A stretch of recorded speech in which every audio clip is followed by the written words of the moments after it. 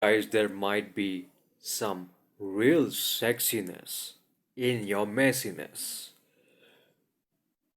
So guys, the theme of this video is quite counter to a lot of the other videos I've done.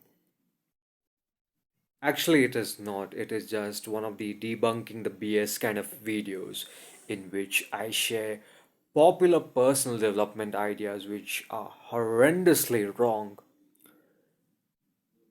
And another one of this is specifically pertaining to the topic of attraction, attracting the opposite sex.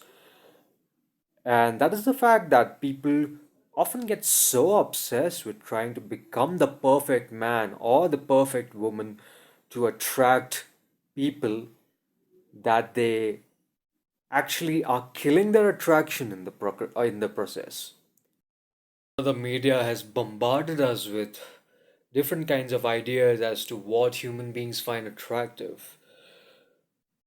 But for the most part, these are really, really superficial because it's not necessarily the six pack abs or the perfect jawline or those perfect mannerisms that really turn us on.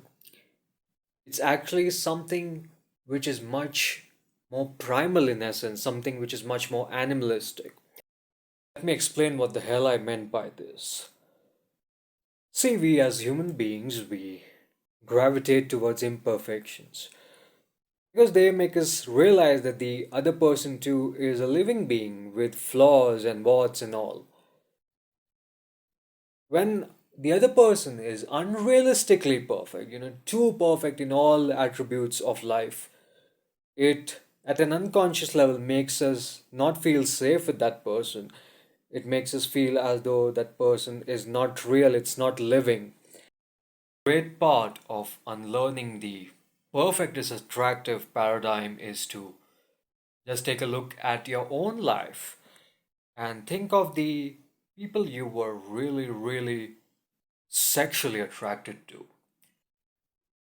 What attributes about themselves really turned you on?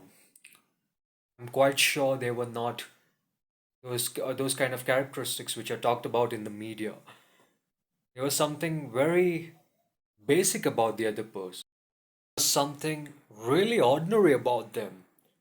I would say even filthy in a sense. And this filthy dirtiness, it really, really appealed to your primal animal.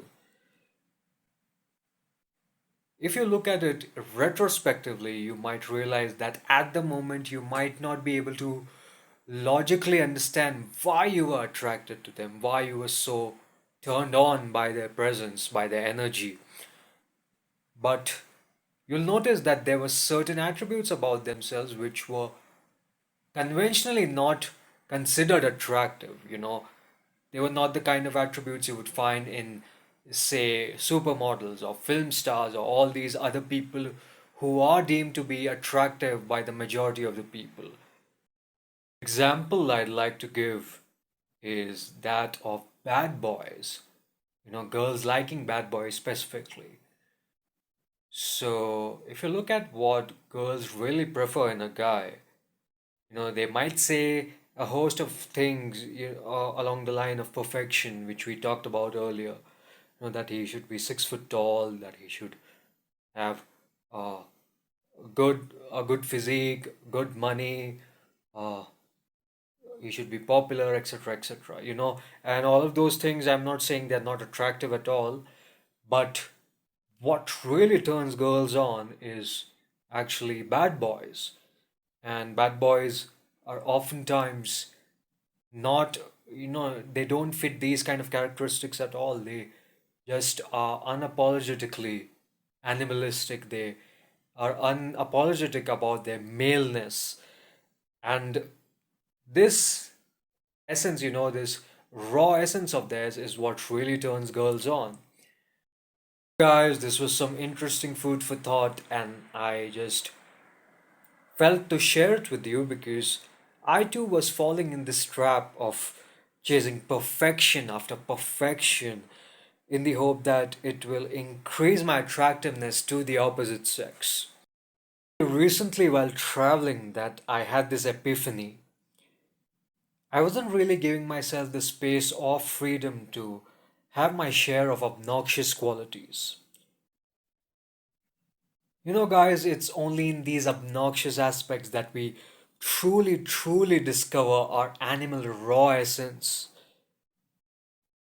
And denying this essence will only sexually block you